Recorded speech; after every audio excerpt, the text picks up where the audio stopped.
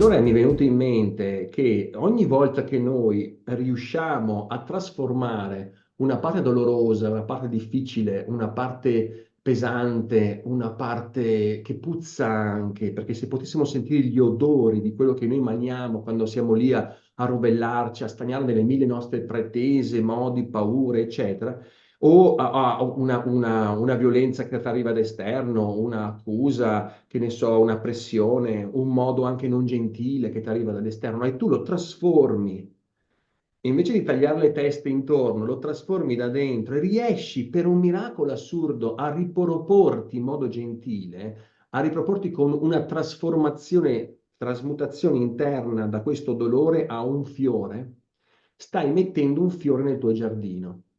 Fai questa immagine, no? Come se impiantassi un fiore. Ora, se tu potessi vedere il tuo giardino, quanti fiori hai impiantati, sarebbe una bella cosa, perché quanti sforzi hai fatto in tanti momenti in cui hai supportato, sopportato, hai digerito, hai trasformato, hai dovuto rivedere delle cose, rilanciandoti dall'interno verso un percorso d'amore. Questi sono tutti i fiori che impianti. Viceversa, nel momento in cui non fai questo, no? Che tu ti lasci prendere dall'ira di qualcuno, dal modo di qualcuno e vai ad aumentare quella parte, è come se crei una stagnanza nel tuo giardino, è come se le rose iniziano a appassire, perché l'energia è un po' questa. Se possiamo vedere in modo così interiore quello che può succederci, e allora l'odore arriva, la puzza arriva, perché la stagnanza ha anche un suo odore. La fragranza, se per esempio tutti i santi, no, sanno anche di fragranza, le rose, Padre Pio, tutti questi discorsi qua, perché la fragranza è un'energia, è una vibrazione. E continuando in questo modo, penso, se tu continui a mettere continuamente fiori all'interno del tuo giardino, a un certo punto viene tutto fiorito. E a un certo punto diventa un paradiso, perché tu stai all'interno di un paradiso.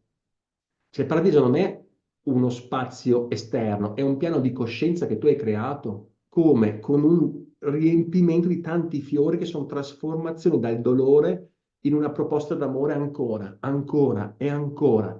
E il tuo giardino inizia a fiorire tutto. Cavolo, dopo un po' ti rendi conto che sei dentro a uno spazio di paradiso.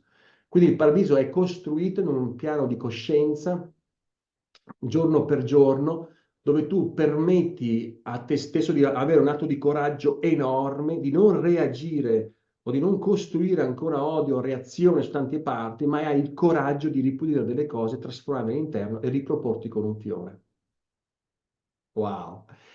C'è una bellissima carta, grazie da te, c'è una bellissima carta dei tarocchi di Rider, e non so se chi conosce i tarocchi, eccetera. Comunque la morte, concludo con questa, la morte, no, che arriva. Allora c'è l'imperatore, quello orgoglioso di sé, pieno di ego, che in qualche modo è sdraiato per terra, già morto, distrutto. La morte a cavallo nera, no, con questo mantello e lo scheletro. Poi c'è il Papa è un altro personaggio che è lì che resiste, ma anche lui è distrutto, cioè l'ha massacrato completamente. E poi c'è una bambina con un giglio bianco che rimane in piedi a guardarlo e gli sorride. E rimane a guardare la morte sorridendo. È una bambina, è l'innocenza, ha un giglio bianco e ha trasformato questa energia che non è più una energia, come dire, così paurosa, ma fa parte di una fratellanza, anche la morte. Ovviamente Giglio Bianco è la massoneria, cioè adesso entriamo in Rider e tutto il percorso iniziatico, però fa capire come l'innocenza e l'approccio di bellezza, la gentilezza, gentilezza con se stessi, gentilezza nei modi, che difficile! Quanto sarebbe bello prendere a sberle tutti, spaccare un bel piatto in tavola e tirare un pugno contro la scrivania, cioè, che soddisfazione, no? Ecco, questo, i mostri interni. Vedo Piera, no, che mi capisce, no? Diciamo che ne ho abbastanza, possiamo fare la lista delle cose. E invece sono questi fiori, le margheritine, che se si riesce a farle, costelliamo la nostra realtà. Ecco, l'ultima cosa, perché noi pensiamo di far piacere a qualcuno. Non è che facciamo piacere a qualcuno, noi facciamo piacere a noi, perché costelliamo l'energia nostra. Tutti gli atti di generosità, di trasformazione, stai costruendo uno spazio interiore di energie belle, profumate. Capito che è un egoismo profondo far del bene, eh? Cerchiamo di vedere anche il senso anche energetico delle cose, perché tu continui a riempire parti belle.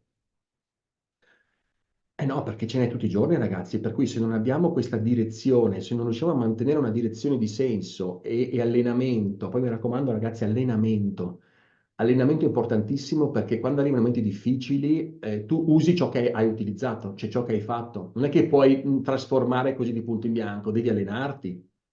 Allenamento ti porta, quando è allenamento di crisi, sei capace in modo automatico, perché hai incorporato come in un sogno. Noi siamo ubriachi adesso, però se tu continui a allenarti, ti risvegli un po', arriva la botta, è incorporato in modo automatico, reagisci. Se non ti alleni, non riesci a incorporare e non riesci anche a reagire in tempo reale, ci metterai molto più tempo. E cosa significa allenarsi? Per esempio, osservare i tuoi pensieri durante il giorno e vedere tutte le volte che ti si propone la persuasione della vita che ti dice dai, incazzati un po', dai, digli su, ma perché non ti... Ma guarda lui, guarda, e la critica tutto questo mondo, tu dici, alt, alt, che scelta ho adesso? Questo è allenamento, eh? L'allenamento non è meditazione zen, zen, zen, l'allenamento è un processo interno di continua scelta, di vibrazione.